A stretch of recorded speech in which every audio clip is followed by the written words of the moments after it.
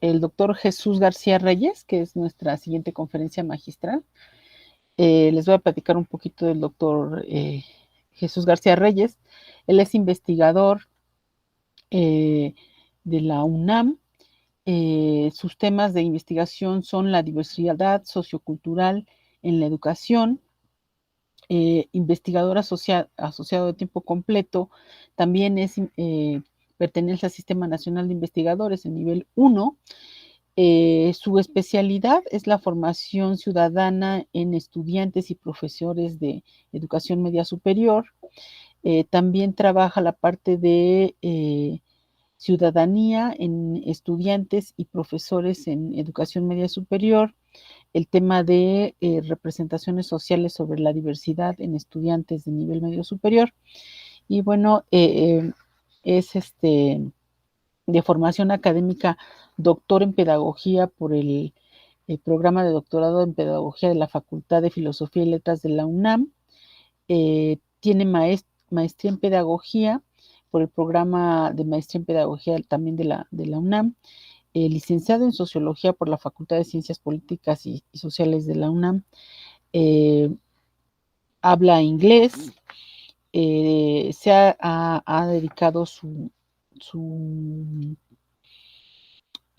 formación profesional a trabajar en asistencia a cursos, tallerista también, tiene diversos cursos en su trayectoria.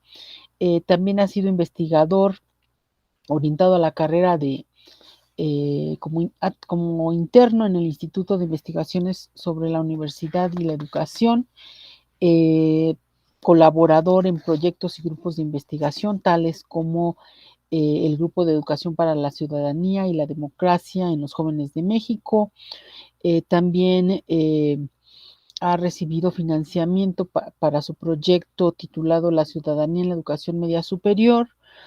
Es miembro de diversos colectivos, tales como el de Sendas y Trayectorias para los Estudiantes Indígenas a Nivel Superior, responsable de seminarios. Estoy citando algunos porque realmente es muy larga la trayectoria del doctor. Entre los seminarios está el que se titula Seminario de Investigación de la Red Mexicana de Jóvenes por la Investigación, miembro de diversos grupos de investigación. Tiene una larga trayectoria en la producción de libros, entre ellos los más recientes, el titulado Jóvenes Mexicanos en la Educación Media Superior y las Tecnologías de la Educación, coordinado por Velando María en la participación cívica en un mundo digital en Dickinson.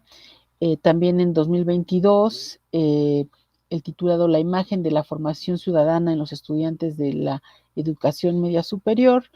Este es un estudio de representaciones sociales, también publicado por la UNAM. Tiene también artículos y participación en revistas indexadas. Voy a citar algunos nada más, porque realmente es muchísimo. Por ejemplo, en 2020 tiene el artículo publicado con título El perfil docente de los profesores de educación media, o en 2018 La formación ciudadana del bachillerato, publicado en la revista universitaria de la UNAM. En docencia ha trabajado en cursos como el diseño de material de campo, metodología cualitativa, metodología de la investigación, cursos de licenciatura. Esto que acabo de citar es a nivel posgrado, y en licenciatura, seminario de investigación educativa, comprensión de textos y expresión oral, metodología para la investigación educativa, taller institucional de investigación educativa. Ha dirigido tesis desde 2018, la última de 2021, titulada El significado de la atención hospitalaria de los cuidadores hacia los participantes, hasta los pacientes oncológicos, miembro del comité del tutor del alumno Ricardo Ramos Guillén, con la tesis el Sistema Nacional de Investigadores, Representaciones Sociales y Conformación de Identidades Académicas de las Humanidades de la UNAM.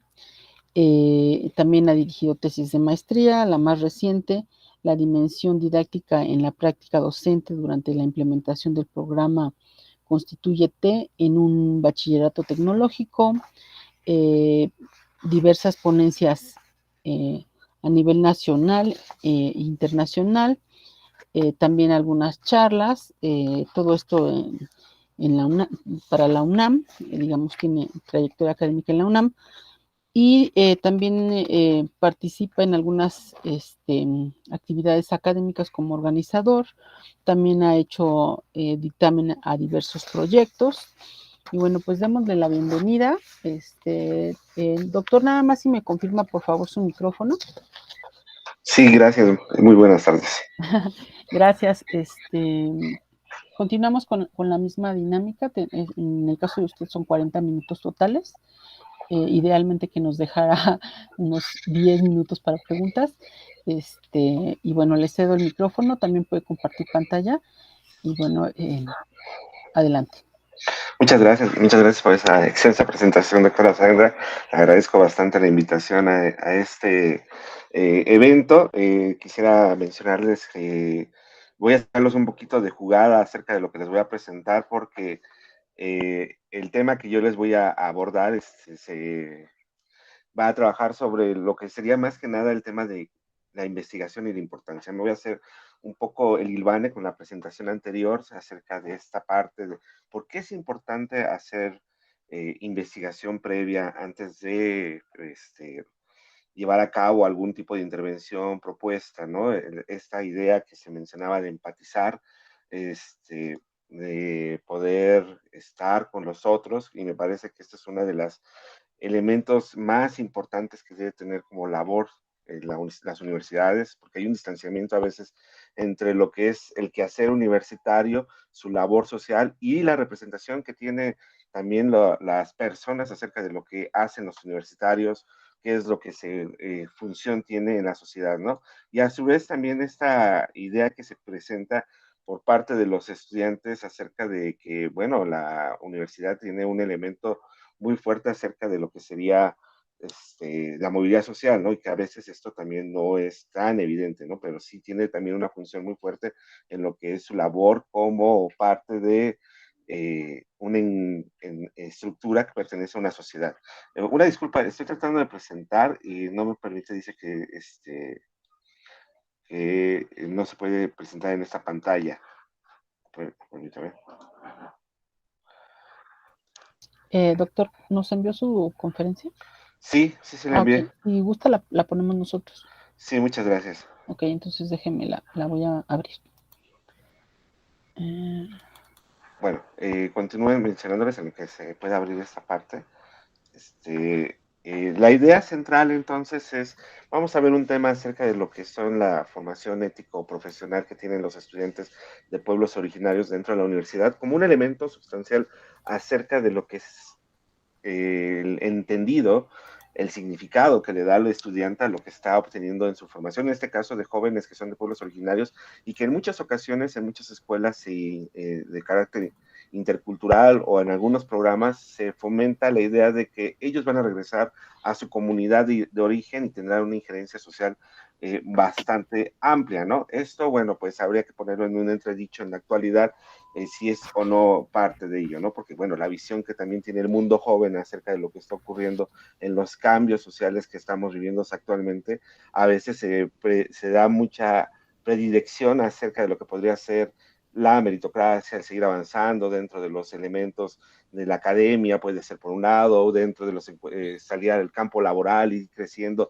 dentro de las estructuras sociales en las que se van incorporando, y a veces se queda de un lado pues esta cuestión que tendría que tener como labor social y labor académica dentro de la institución. ¿Cuál es el que hacer con lo social?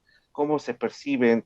¿Qué están haciendo por lo social? ¿No? Sino a veces se le preguntaba y en una ocasión dentro de lo que estábamos trabajando en otro estudio que se realizaba, les preguntaban a unos chicos de una universidad de Hidalgo que cuál era su idea de egreso y mencionaba, bueno, pues es tener prestigio, tener un buen trabajo y no olvidaban cuál era la característica social cuando eran médicos, ¿no? Entonces ahí había una cuestión que hay que pensar y reflexionar. Por eso la importancia de la investigación que es de orden social, que tiene que pensarse no solamente en los planes curriculares, en este caso en las universidades o programas de trabajo, sino cuál es el impacto que se da. Y eso tiene que ver no solamente con estudiantes, sino también con los docentes, cómo los están llevando a cabo, cómo se está realizando. Y para ello, bueno, vamos a iniciar, podemos pasar a la siguiente, por favor. Este, gracias, perdona. Y bueno, y este estudio pues tiene como un fundamento el apoyo de varias instituciones que buscan realizar una investigación de sendas y trayectorias indígenas en educación superior mexicana. Este tema pareciera como que actualmente es evidente por todas las luchas sociales que han llevado los pueblos originarios. Sin embargo, hay características que todavía no prevalecen en espacios como pueden ser los universitarios, de cuáles son, y en específico el caso de la UNAM, vamos a hablar un poquito de ello, es que la UNAM no lleva un registro de quiénes son sus estudiantes, ni siquiera de pueblos originarios, ni personas con discapacidad, ni personas de otra entidad, o sea, es muy vago lo que se tiene, los datos estadísticos, no hay profundidad sobre ello. Y tampoco por lo mismo hay estudios que den profundidad acerca de cómo viven, cuáles son sus relaciones, quiénes son, cómo se escriben, qué es lo que pasa, ¿no? Es interesante porque la UNAM tiene un programa que se llama Programa de Estudios sobre Pueblos Originarios y Afrodescendientes, pero la cobertura que se tiene es muy pequeña, ¿no? De una matrícula de 300,000 estudiantes, solamente tiene una cobertura que se les dan becas o apoyos de casi 900 estudiantes. Entonces, ¿qué pasa con los demás estudiantes? Entonces, aquí surge una inquietud que se une también a los estudios que tiene la Universidad Veracruzana y otras universidades interculturales, con el apoyo de la Universidad de Bath, sería la apertura para que podamos hacer estos estudios, es muy amplio, y aquí quisiera mencionarles la importancia actual de que la investigación no solamente esté sesgada a una disciplina, sino que tiene que ser interdisciplinar, multidisciplinar, y esto nos da una gran mirada acerca de los fenómenos sociales que se dice, ¿no? En la anterior ponencia se hablaba de la complejidad que tiene una pequeña comunidad. En efecto, esas complejidades pues son importantes analizarlas desde las perspectivas arquitectónicas, del diseño, de las partes sociológicas, pedagógicas, en general, nos darán un elemento más global de lo que está ocurriendo con las personas en su contexto y qué es la idea que tienen al respecto de lo que es su comunidad y el desarrollo de ella, ¿no? Entonces, en este sentido, abarcarlo así es totalmente difícil, ¿no? Pero a veces empezamos con grupos más pequeños, como es el caso de estudiantes universitarios, y de ahí vamos a ir expandiéndonos, ¿no? Entonces, el objetivo general es recuperar los impactos de la educación superior que tienen en la formación profesional en los pueblos originarios. Podemos pasar a la siguiente, por favor. Entonces, gracias. Lo que va a hacer esta ponencia, vamos a hablar un poco cómo es la formación profesional a partir de lo que fue el tema de la pandemia. Y este tema, pues, tiene que ver un impacto coyuntural que va a tener en el desarrollo en el antes, durante y ahorita que estamos en un elemento que es post pandemia, que todavía es inacabado, todavía seguimos en él. ¿Qué ha sucedido, no? ¿Y cuál es la trayectoria? Ha habido cambios sustanciales dentro de lo que es el gremio de los estudiantes, ¿no? Y supongo que también con los docentes, desde la impartición de las clases, desde el contacto con los estudiantes, en este momento mismo que estamos teniendo una presentación que es de corte híbrido, anteriormente casi todas eran en sitio, y ahora tenemos estas nuevas presentaciones en las que uno habla y parece que el público está ausente, pero ahí está, ¿no? Nos están escuchando, a lo mejor están haciendo otras actividades, pero el canon es la atención hasta esto no se pierde, ¿no? Vamos a hablar un poquito de cuál es esta ética profesional que se está vinculando a estos nuevos estudiantes, porque la ética profesional no es algo estático, sino es cambiante, y también tiene que ver, no está desligada de los acontecimientos contemporáneos ni de los elementos que estamos viviendo día con día, sino y con otros tipos de éticas que aparecen, ¿no? Socialmente actual. en la actualidad. Y bueno, lo que le voy a dar mayor énfasis también va a ser esta parte de la investigación de la metodología, de cómo hicimos este trabajo, que creo que aquí es lo que más nos concierne, más que el elemento tema, nada más un elemento pretexto para presentarles que la investigación social es importante hacer desde el elemento de creación del diseño de un proyecto de investigación, en este caso, tener los elementos de cuáles van a ser los objetivos que yo estoy recurriendo para poderlos llevar al campo y estos analizarlos y tener de ahí información pertinente para la implementación que yo voy a proponer después en otro elemento disciplinar, a lo mejor en este caso el diseño, ¿no? Y en este sentido, creo que la importancia, a diferencia de la, o opino más bien de que la importancia, a diferencia de lo que hacen a veces los estudios de cortes cuantitativos, que a veces nos dan un dato y la generalidad, pero no se inmiscuyen hacia conocer cuáles son los elementos que hacen que este dato aparezca, ¿no? Cuáles son los elementos que también los que no pertenecen a esa generalidad hacen que no pertenezcan a esa generalidad, ¿no? Es ahí donde el mismo término de investigación de cualidades, cualitativa, es lo que busca, ¿no? Buscar las experiencias, las opiniones, los significados, porque no estamos trabajando con máquinas, ¿no? Estamos trabajando con personas y las personas a su vida le dan ciertos elementos que son prioritarios, ¿no? Símbolos, hacemos características que nos hacen singulares y también generales en algunos aspectos, ¿no?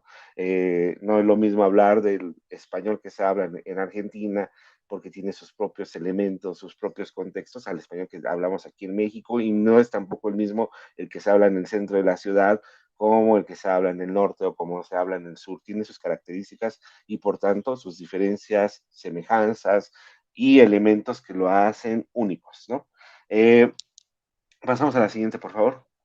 Bueno, como bien ustedes lo saben, como lo hemos vivido durante la pandemia, bueno, tuvimos un cierre de las instalaciones en las escuelas, la población estudiantil en su mayoría regresaron a sus lugares de origen, se refugiaron en sus hogares, en este caso los estudiantes de pueblos originarios también regresaron a sus comunidades, entonces eso hizo que muchos estudiantes un cambio trascendental, ¿no? Muchos de los estudiantes que viven en las zonas urbanas, bueno, solamente regresar a su hogar, pero ya al estar ahí y perder esta temporalidad que les hacía estar en la escuela, los hizo cambiar totalmente, ¿no? El recibir las clases, se menciona, bueno, se van a dar clases en línea, pero ¿cómo se reciben cada una de estas clases en cada uno de los espacios? Si se comparte la computadora, si se tiene un espacio único para trabajar, en qué horario se puede trabajar más, cuánto es la familia, no sabemos eso, ¿no? Son datos que aún se ven afectados en toda la vida social que fue durante la pandemia. Se cambiaron hábitos cotidianos, sin duda. Hubo aparición de puestas que a lo mejor teníamos inimaginables, como el uso de la tendencia más hacia las tecnologías, los videollamadas, ¿no? Eso fue una trayectoria que ya venía, pero con la pandemia se exponenció. Pasamos a la siguiente, por favor. Y bueno, vamos a hablar un poquito de qué es esto de la formación profesional en pueblos originarios y regularmente donde se hablan los estatutos sobre la formación profesional que tienen las universidades o los programas acerca de la y acceso, permanencia y graduación de los estudiantes, mencionan que debe haber una mediación entre las comunidades y las regiones rurales que son indígenas, con instituciones, organizaciones, entidades y sectores externos. Reitero, me apoyo un poquito en la prestación anterior, o sea, cómo van a llegar a la comunidad con sus contemporáneos que se encuentran, con las autoridades de la comunidad y el desarrollo mismo que les dejó la adquisición de conocimientos dentro de la universidad, cómo lo van a implementar. Ese es uno de los elementos que se tiene. Pero bueno, esto tiene que ver también a una responsabilidad social de que sea una forma de competitividad económica y profesional que pueda incrementar esto dentro de los lugares de orígenes en los que salieron. Esto también lo hago aquí un punto de énfasis para los estudiantes de pueblos originarios, pero en general esto también tendría que ver con el estudiante de todos los ámbitos, ¿no? Y áreas. El objetivo es formar de un carácter colectivo y al mismo tiempo práctico, que ayude a tener un contacto con los estudiantes, aplicando valores que permitan incentivar un pensamiento crítico.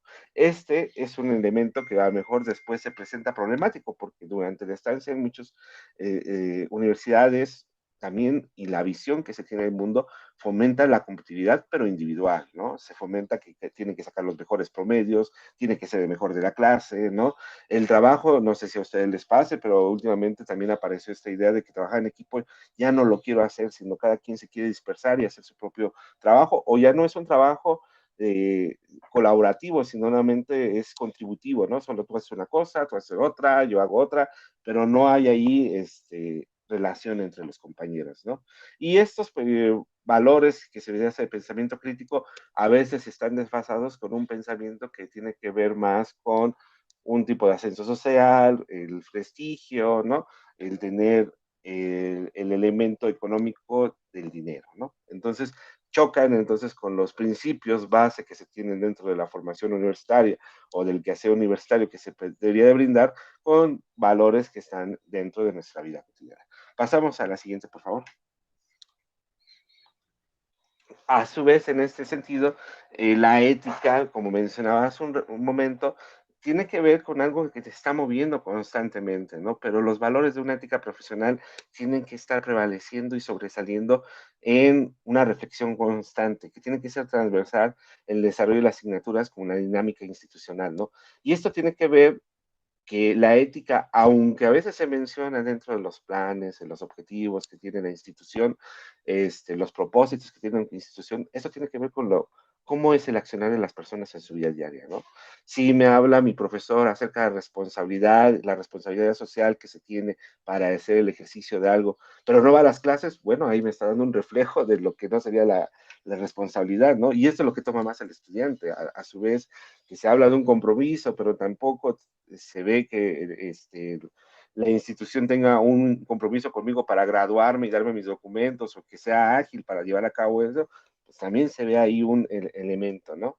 En ese sentido, el papel del profesorado consiste en propiciar la derivación entre los estudiantes a partir de situaciones problemáticas que les permitan revisar los fundamentos de acción. Es decir, aquí vamos concatenándonos con lo que se me da como planteamiento teórico con lo que pasaría también en la vida real, ¿no? Hacer ese equilibrio, tratar de hacer esos lazos, esos puentes en los que podamos ver lo que se dice en abstracto con la vida real. Pasamos a la siguiente, por favor.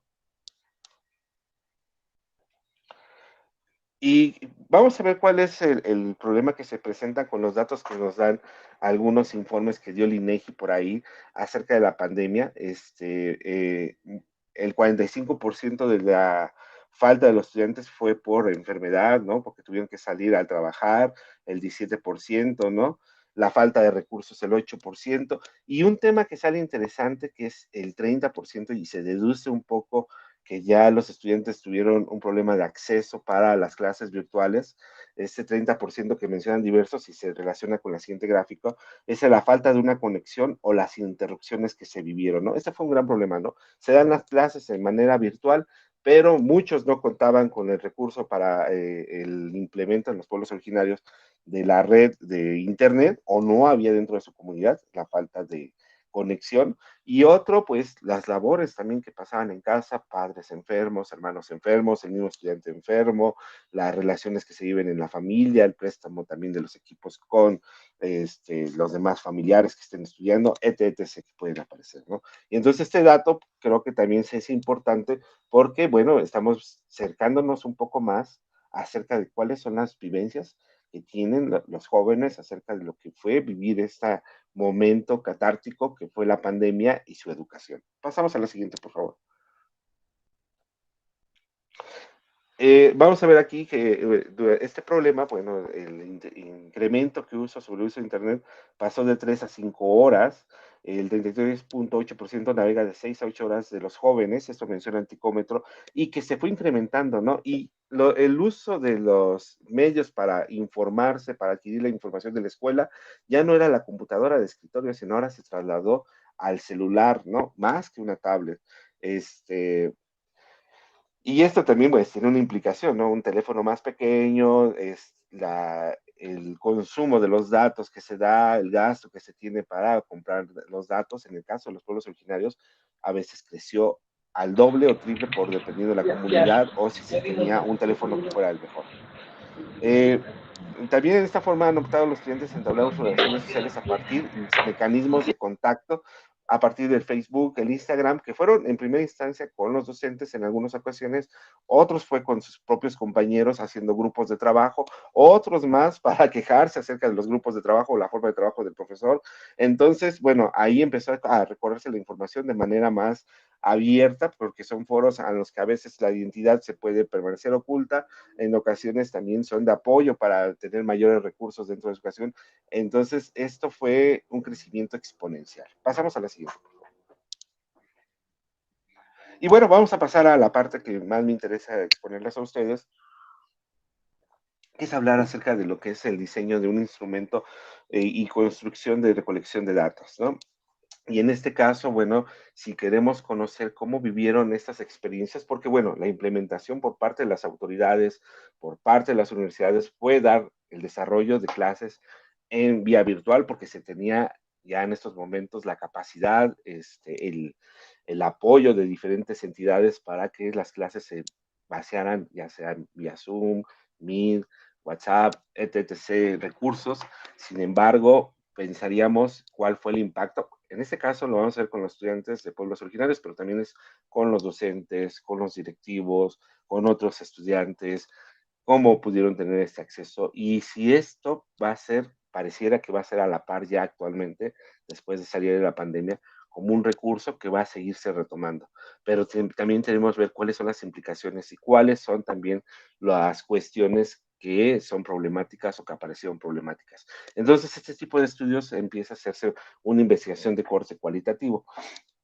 Aquí les dejo mencionar que fue de tipo etnográfico, que como les mencionaba en un inicio, esta investigación es muy amplia, ¿no? Participaron varias universidades, participaron alrededor de 20 investigadores sobre el tema, que a su vez estos investigadores traían equipos de trabajo, ¿no? Se dividieron, por ejemplo, en el caso de la Ciudad de México, somos 4 investigadores con estudiantes de posgrado, de doctorado y de maestría. Estuvo la región de Veracruz, que también se dividieron en las 3 zonas que tiene Veracruz, norte, centro y sur. O sea, es un trabajo muy, muy amplio que tenemos reuniones periódicas donde nos entablamos vía Zoom. Anteriormente, antes de la pandemia, había sido, nos reuníamos en un sitio, en la Universidad de Veracruz, en el UNAM, o en la Ibero, que es una también de las participantes, o Chapingo, que son otra de las participantes. Eh, Muy amplio en ese sentido. Entonces, bueno, no es para que se asusten, pero esto ayudó a que tengamos una heterogeneidad de ideas, de formas de trabajo y que también eso a veces es muy enriquecedor, pero también muy problemático cómo concatenar las ideas y cómo llevarlo a cabo, ¿no? Entonces, habían iniciado los estudios de manera en sitio, habíamos tenido que ir a las universidades a conocer a los estudiantes, a observar. Esta parte de observar es muy importante porque se hacía lo que se llaman algunos el rapport, ¿no? Localizar quiénes son los informantes claves, cómo es la estructura de las escuelas, porque cada una de las universidades es muy diferente, no se puede hablar de, es una complejidad de la universidad, de su misma UNAM, sus mismos campus son diferentes cada uno de ellos, aunque tengan un hilo rector, es cambiante, ¿no? En diferentes universidades que también tienen sus escuelas allegadas o que son otras localidades, pues también tienen sus propias prácticas. Entonces ahí empezó una de las grandes problemáticas que enfrentar. Y luego se nos vino la pandemia, entonces se tuvo que reducir mucho y hacer lo que se llamaría etnografía digital, a partir de trabajar con los datos que se obtenían, con observaciones, algunas de las clases que se estaban dando, que nos permitieron acceder, y las entrevistas que estaban planeadas ya con varios estudiantes que estaban llevando a cabo se tuvieron que cambiar a entrevistas que fueran vía Zoom, que esto también tuvo sus virtudes y sus defectos, porque trabajar en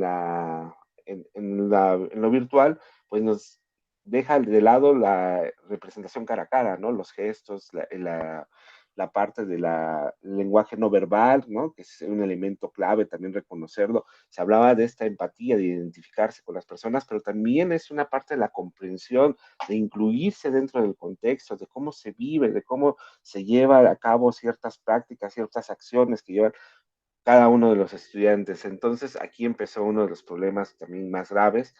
El otro caso, porque mencionaba los de la conectividad, una entrevista que tendría que ser alrededor de 1 hora, se tenía que prolongar porque se caía la conexión, no se escuchaba, luego había problemas de interferencia, luego también el entrevistado tenía que cortar por alguna acción o algún elemento, entonces eso lo hizo muy difícil, esta parte de intervenir con los estudiantes.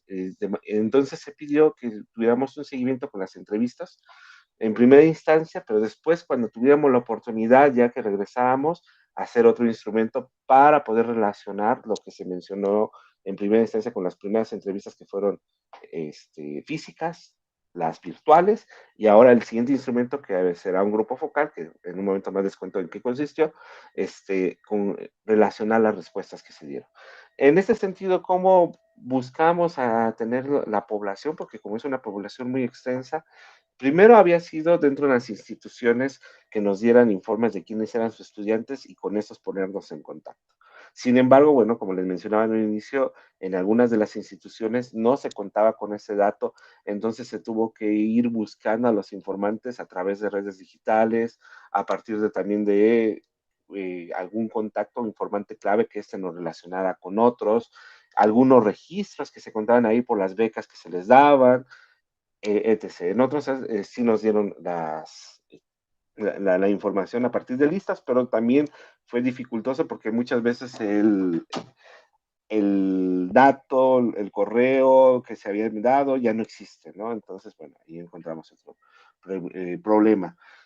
Por último, ya después de esto, mencionamos que se hizo a partir de las redes sociales, que se dio información para que pudiéramos tener contacto, y después de ello se les mencionó que si tenían la oportunidad de regresar a darnos mayor información en un grupo focal, regresaran, y se llevó a cabo los grupos focales. Bueno, pasamos a la siguiente, por favor. Entonces, este camino metodológico, pues, inició, como se les decía, con esta observación del espacio escolar, las entrevistas a profundidad en su sitio, en tener el guión de entrevista que tenía que venir relacionado con 6 segmentos. Y de igualmente, para la población que teníamos, que era tan extensa, para el grupo de trabajo, que también es muy extenso, se tuvo que acotar a una población por segmentos para cada quien tuviera información a cada uno de los grupos. En nuestro caso, que fue el Grupo México, que mencionaba en la anterior diapositiva, que no se los dije, estamos viendo a Chapingo y la UNAM, pero también se integró a la Universidad de Iberoamericana con su programa que tienen para pueblos originarios. Hicimos alrededor de 30 preguntas, que tenían características de 83 preguntas, perdón, de 30 cuestionarios, de 30 entrevistados que tenían con característica 83 preguntas. Es muy extenso, menciono que era alrededor de 1 hora, que se extendió a partir de eso, 1 hora y media, 2 horas, les pedimos que tuvieran el tiempo y un poco de apoyo por parte de ellos y que fue dado sin problema. ¿Y de qué trataban las primeras segmentos? ¿No? Y cada una de las baterías de preguntas que se mencionaron, el primer segmento hablábamos de su capital lingüístico, cultural, familiar y el comunitario, ¿no? ¿Quiénes son los soportes, estas redes estructurales de la familia que los apoyan para continuar con la escuela, ¿no? La siguiente parte, hablamos sobre la transición que tiene educación superior, sus experiencias en el campus, las transformaciones identitarias, el capital social que vive en expectativas del futuro, y se incluyó la última pregunta para las entrevistas que fueron hechas en Zoom. ¿Qué opinan acerca de la pandemia, no? Sobre la situación de la pandemia. Pasamos a la siguiente, por favor. ¿Y qué apareció entonces como recolección de información? Les mencionaba, se hicieron listas de contactos, se organizó una técnica de bola de nieve para poderlos contactar a partir de la pandemia, que no había esa relación y poderlo llevar a cabo. Se hicieron las entrevistas mediante Zoom y se apoyó para una nueva versión. Pasamos a la siguiente, por favor. Para analizar las entrevistas, que fueron 1 hora y media, 2 horas, se utilizó el software Atlas-T, donde hicimos categorías de acuerdo a lo que tenían de experiencias capital cultural, la inclusión y exclusión, que fueron otras categorías de trabajo que fuimos sacando a partir de la revisión de teorías, a partir del análisis previo de lo que serían las trayectorias, y se elaboraron bases y tablas dinámicas para analizar los datos con las categorías. Y esto es una parte de los que se les va a entregar. Uno de los elementos que mencionan estas características acerca de lo que pasó durante la pandemia los recursos económicos, y ya se lo veíamos en los datos estadísticos, ¿no? Sí les afectó económicamente porque tenían que llevar 2 años y vivir sin ningún hijo sus papás y tuvieron que regresar a la casa. Luego los papás perdieron el empleo, entonces eso tuvo que sacar licencia por parte de la familia, organización, para poder apoyar el económico y dejar un poco la escuela. Pasamos a la siguiente, por favor. Eh, Mencionan que uno de los elementos más importantes fue el acomodo de la universidad de las clases virtuales, pero que muchas veces no se podían conectar o tenían problemas personales para poder acceder a las clases, y eso fue un elemento que disminuyó su formación profesional. Pasamos a la siguiente, por favor. Bueno, muchos de ellos tenían el problema de la conectividad, de cómo podían participar, entonces las clases, perdían la clase en vivo, entonces algunos lo grababan o veían la grabación, otros buscaban los apuntes o buscaban hacer grupos para no perderse las clases virtuales. Ese era uno de los elementos que salieron de cómo buscaron estrategias para no perderse las clases que estaban viviendo de manera virtual. Pasamos a la siguiente, por favor. Esto ayudó y fomentó mucho las relaciones entre propios compañeros. En principio, los de generaciones más viejas, pues ya se conocían y tuvieron mayores contactos entre ellos, pero en otros casos que todavía no había estudiantes o habían sido de primer ingreso de contacto, empezaron a hacerse contacto a partir de redes sociales como el Facebook, a conocerse a partir de fotos, ¿no? Y a partir de WhatsApp para poder seguir avanzando dentro de los semestres, ¿no? Pasamos a la siguiente, por favor. Esto, por supuesto, generó ansiedad y frustración en cómo terminar las clases, cómo voy a adquirir práctica profesional si no estoy haciendo actividades en el espacio físico, que en algunas ocasiones también tenía que ver con los elementos de ir al campo, ¿no? Pasamos a la siguiente, por favor. Y bueno, en lo que serían los resultados de la ética profesional, lo que sí vi es que se fortalecieron muchos de los elementos de la amistad, de la solidaridad y apoyo mutuo emocionalmente por parte de los estudiantes. Se ayudó a que se replantearan mecanismos que en algunos de los estudiantes de que ya estaban por egresar vieran a la comunidad de otra forma, ¿no? Y de cómo podían incidir cuando a veces pensaban también en salir, ahora piensan en regresar y dar mayor apoyo a lo que estaban viendo con sus congéneres o con la familia o con su misma barrio, ¿no? Pasamos a la siguiente, por favor. Y a manera de cierre, la pandemia del 2019 afectó a los estudiantes en gran medida por el confinamiento, repercutiendo en su desarrollo profesional y de formación. Esto trasladó a la enseñanza a medios digitales que siguen siendo virtuales, eh, un producto de desconcierto e incertidumbre, pero también una alternativa para la adquisición de conocimiento, ¿no? Estas tensiones del modo digital pues tienen que verse también con la temporalidad y el consumo de cada uno de los jóvenes. Se hubiera pensado que tendrían mayores estrategias para adquisición de conocimientos, pero nos dimos cuenta también que esta parte solamente del estudiante es consumidor, pero no productor de conocimiento. Esto es algo que tiene que atender también la academia, de cómo hacerlos ellos productores y que también sean partícipes de generación de conocimiento. Pasamos a la siguiente, por favor. Y esta virtud, pues, se encuentra entonces ahora en desarrollo, ya que regresamos después de la pandemia con lo analógico y el mundo digital, ¿no? Hay que hacer el aprendizaje de lo que ocurre dentro de las comunidades, dentro de la escuela y llevarlo a cabo también dentro de lo digital, podría ser una alternativa para poder tener mayor conexión entre lo que sería los docentes, el mundo abstracto, el mundo de la práctica, el estudiante, el mundo estudiantil, pero también la comunidad. Y bueno, hay que reconocer que esta heterogeneidad de los contenidos es necesario actualizarlos y que tengan un nuevo vínculo como herramienta de aprendizaje mediante los usos de los mecanismos y dispositivos digitales, ¿no? Esto nos daría también otro tipo de contacto que ya no a veces tiene que estar tanto en lo físico, sino ahora también en el mundo virtual y su injerencia. Ahora lo vemos con todas las participaciones que se logran hacer y toda la injerencia que tienen los medios digitales en la toma de decisiones de los propios jóvenes. Y pasamos a la siguiente, por favor. Estas son algunas de las referencias que tomamos al respecto. La siguiente, muchas gracias por su atención y espero que esto les pueda dar otra vislumbre de qué es la investigación y cómo nos puede ayudar para nuestras disciplinas. Muchas gracias. Muchísimas gracias, doctor Jesús. Bueno, vamos a abrir para 2 preguntas. Bueno, queremos que haya un intercambio. Esperamos que haya alguna participación. Levanten la mano, por favor, para que se les pueda dar la palabra.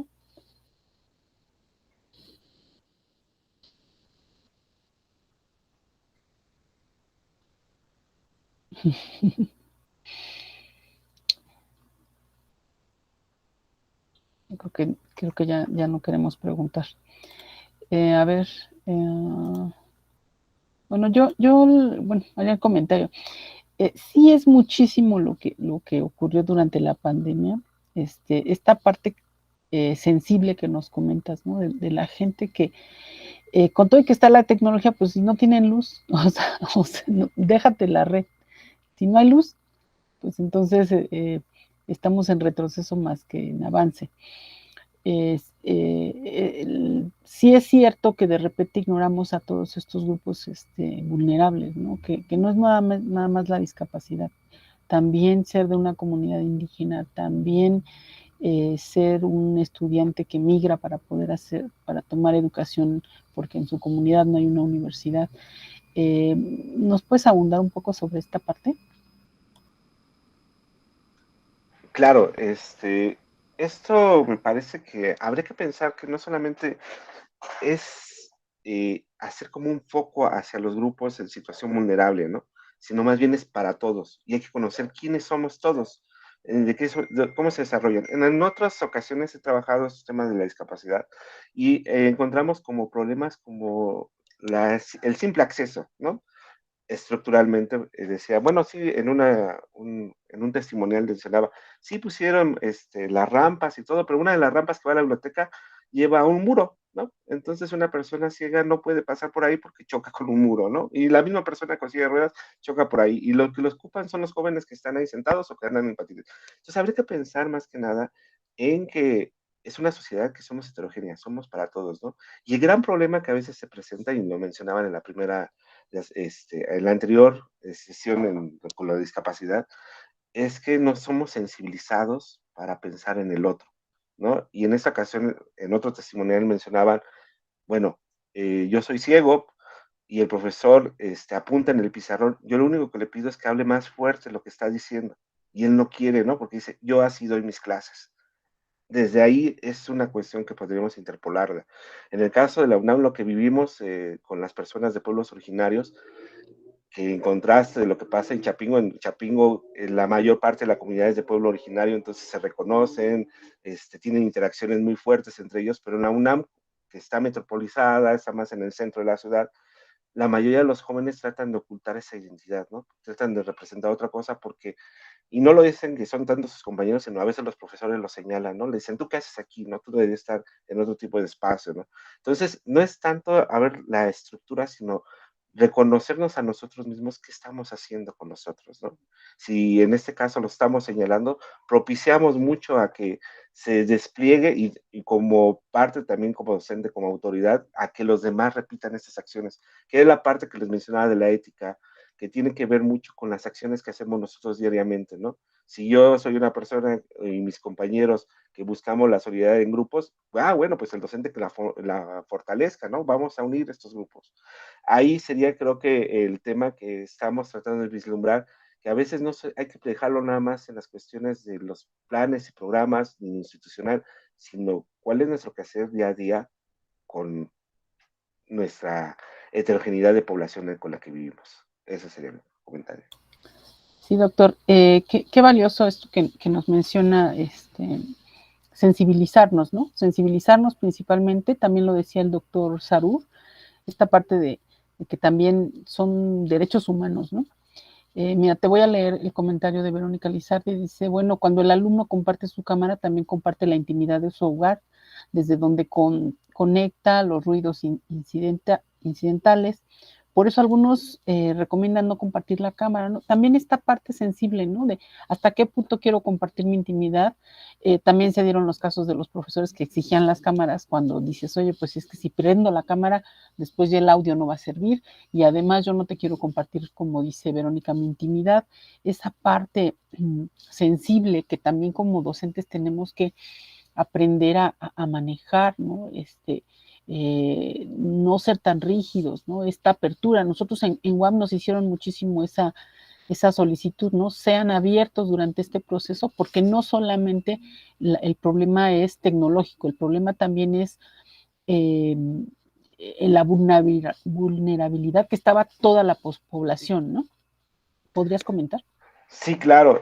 Esto, por supuesto, nos trajo a todos, creo que un momento catártico, también de grandes obstáculos que se nos presentaron, ¿no? Muchas personas de regresar a una forma virtual era como, bueno, ¿y por dónde le entro? ¿Cómo lo hago, no? Nosotros lo que veíamos con los pueblos originarios, uno, esto, las carencias que se tienen, ¿no? Se discreparon totalmente o aparecieron totalmente las exclusiones, ¿no? Que se pueden vivir. El otro elemento es qué tan rígido tiene que ser una clase, ¿no? Algunos aspectos nos mencionaban los estudiantes, es que el profesor pide que estemos en lista, ¿no? Pero yo tengo que hacer actividades previas, ¿no? O que tenga siempre prendida la cámara cuando también estoy haciendo otras actividades, pero estoy poniendo atención, ¿no? O estoy haciendo también, la cámara no sirve. En algunos momentos le decía a alguien, bueno, yo tengo que compartir la pantalla, el teclado y la cámara por otro lado porque mi computadora es ensamblada, ¿no? Bueno, no conocemos todo ese mundo que está detrás. Y entonces uno tendría que hacer la comprensión o la sensibilidad también, esta parte que se mencionaba de empatía con los otros, ¿no? Porque nosotros, bueno, estamos de este lado y decimos todo lo que queremos y cómo queremos, pero no sabemos quién está del otro lado y qué impacto puede tener con los demás. Y yo solamente lo diría, ¿no? No solamente en esta escena virtual, sino también hacer la reflexión cuando estamos como docentes en nuestro espacio laboral, ¿no? ¿Cómo lo vivimos? Las acciones que uno realiza tienen un impacto muy fuerte. Entonces, en esto que se mencionaba acerca de la sensibilidad, pues tiene que ver con la investigación social que hemos dejado de un lado, ¿no? Ahora todos lo decimos, es que todo está científicamente comprobado. Sí, es cierto, pero también hay que ver quiénes están en ese proceso, quiénes son los que lo responsabilizan todo ello, ¿no? Y hacia dónde se lleva estas características, ¿no? No podemos decir que, bueno, es que el dato dice que el 89% opina a favor de todo esto, ¿no? Pero ¿quiénes son? ¿Cómo lo llevan? Y los otros que están fuera de esto, ¿qué representan? ¿Quiénes son también, no? Nos falta mucho la sensibilidad. Creo que aquí tendremos que ahondar en esta parte de la sensibilidad y no hacer el mecanismo.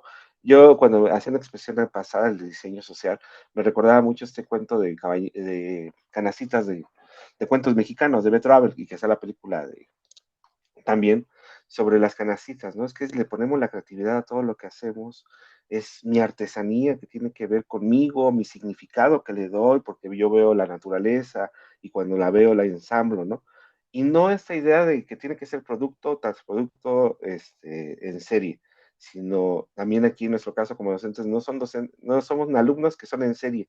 Cada uno tiene sus características. Yo sé que en la actualidad son muchísimos los estudiantes, pero tratemos de tener una empatía con ellos y este mundo joven que están viviendo también y no poner los bloques, ¿no? Las tensiones, porque si no veamos lo que está pasando, y reitero en el caso de la UNAM, la toma de las instalaciones, la toma de denuncias que hay sobre los profesores, sobre lo que pasa también en su contexto, es que se ha cerrado este espacio público para denunciarlo, ¿no? Y mencionaban también los jóvenes, si no tenemos ese espacio, lo tomamos, ¿no? Para que nos hagan escuchar.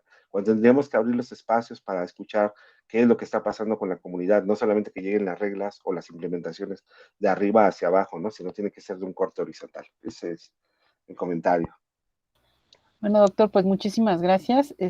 Ya nada más para cerrar voy a leer los últimos comentarios. Israel Garduño Bonilla dice, hubo muchos problemas también de la gente externa que se metía hablando groserías y los alumnos que espantaban. También Sandra Amelia dice, además, se amplifica el volumen del concurrente en el salón de clases, teníamos al estudiantado familiares e inclusive a las mascotas, pues sí, o sea, era la clase para toda la familia prácticamente, ¿no? Y luego dice, verdaderamente fue un momento extramuro que debemos poner atención a múltiples planos sensibles. Excelente tema, muchas felicidades. Bueno, con esto vamos a concluir. Ya